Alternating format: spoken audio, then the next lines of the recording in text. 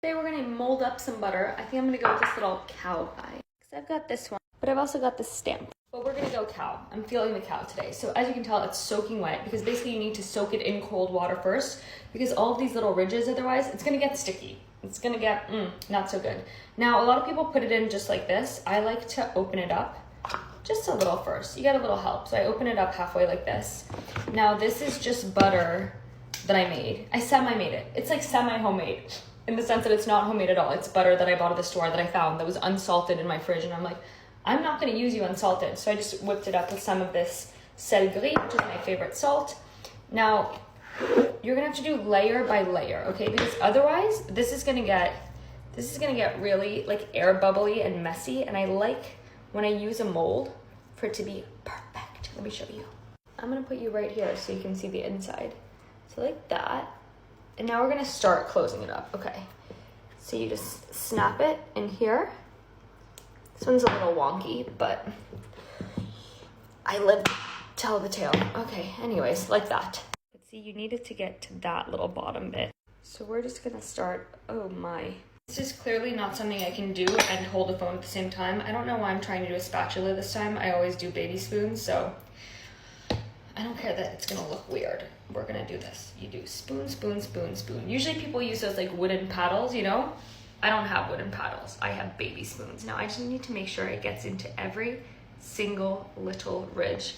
I find that I use this flour stamp a lot more because you can basically put the butter in any container you want. And then you, oh, that's not closed. See, there's like this little clamp. And if you watch my video, you'll know not to do what I just did. Why is it?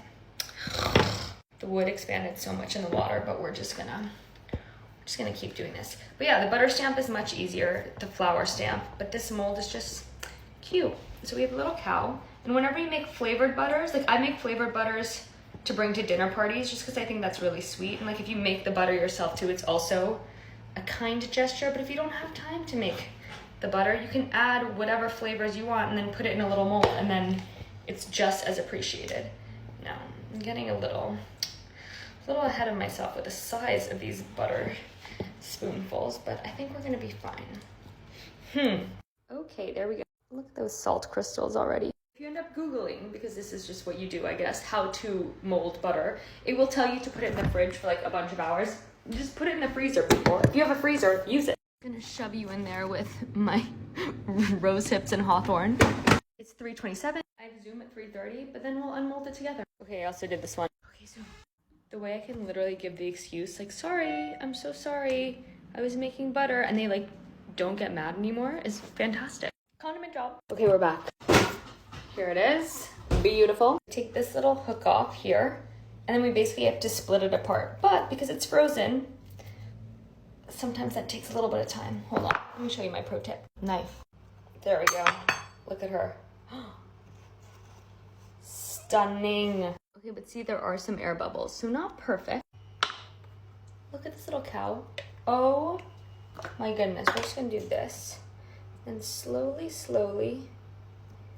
Come on, little guy. Come on. And there you have it, cute butter. Love her.